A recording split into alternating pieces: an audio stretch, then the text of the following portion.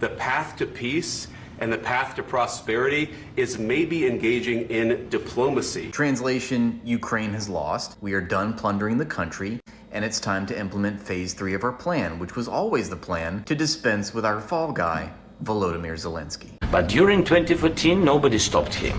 He just occupied and took.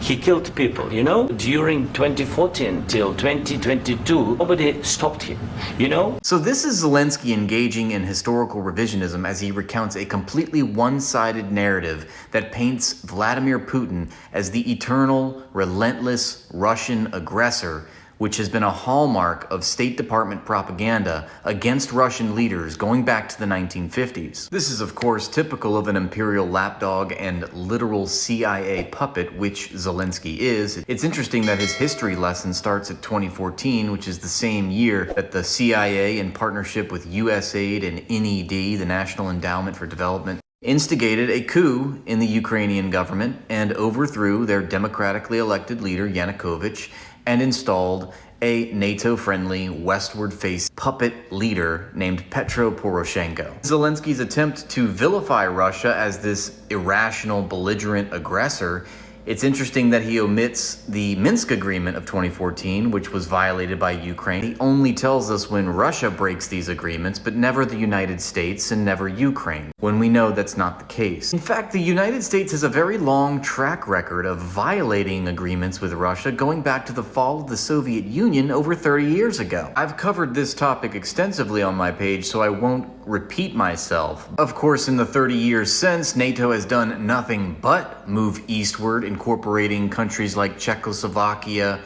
Hungary, Turkey, Poland, marching all the way up to Russia's borders, Ukraine. Russia has always stated that Ukraine is a red line, that a hostile military alliance along Russia's borders in the very country where they have been invaded twice and their country nearly destroyed twice in 2 world wars, that would not be tolerated. And at every assurance that the United States makes to guarantee that NATO would not expand to Ukraine, the United States has gone back on its word. And for those of you that say, well, countries have a right to join whatever alliances they want to, there is no free will when it comes to the United States. The United States is the world's superpower. Like Trump says, the United States holds all the cards, and it's either play ball with the United States or you get tossed out of the finance system. 2019, I signed with him the deal.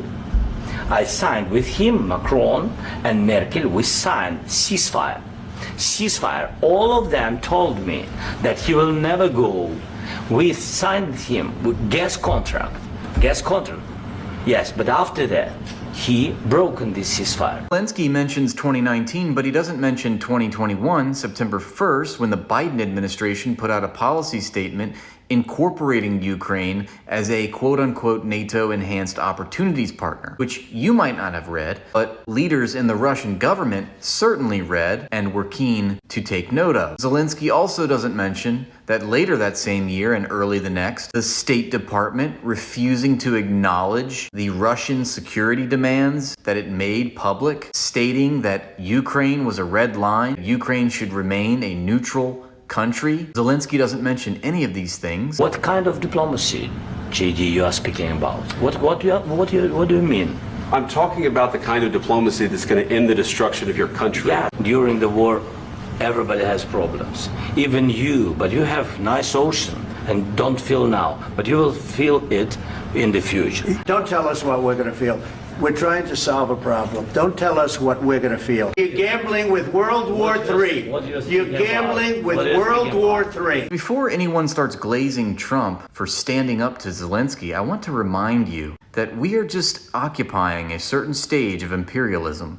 The only reason that this is happening is because Ukraine has lost the war. There is no more misery and death to throw at the Russians in Ukraine. It is a rump state, and it can no longer serve imperial interests in the capacity that it has been. So it can be discarded. This is not a man standing up for his principles. This is a man standing up for profits, and there's no more profits to be made. This man shared an AI video of an ethnically cleansed Trump Gaza on his Instagram, for Christ's sake, so I wouldn't pat him on the back too hard for this. Ukraine is much weaker than it was 3 years ago. And in capitalism, and certainly in Trump's world, if you're poor, you don't have human rights. Poor people don't get human rights. And Ukraine is now a poor country. You said thank you once this A lot entire of meeting? times. No, in this Even entire meeting, today, have you said thank even you? to- Your country is in big trouble. I know. You're not winning. I know. You're not winning this. Let me tell you, you don't have the cards. With us, you have the cards. Without us, you don't have any cards. It's pretty interesting to see this spectacle play out the way that it did, but it seems obvious to me that it was completely planned by the White House as a power move for the Trump administration. I think it's safe to say that Zelensky's days are numbered. Now just imagine if Trump sat down Netanyahu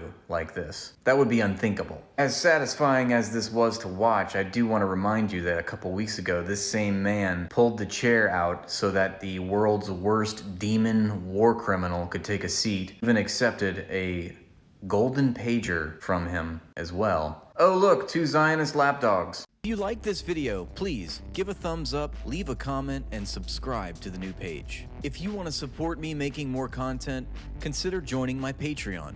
Thanks, and have a great day.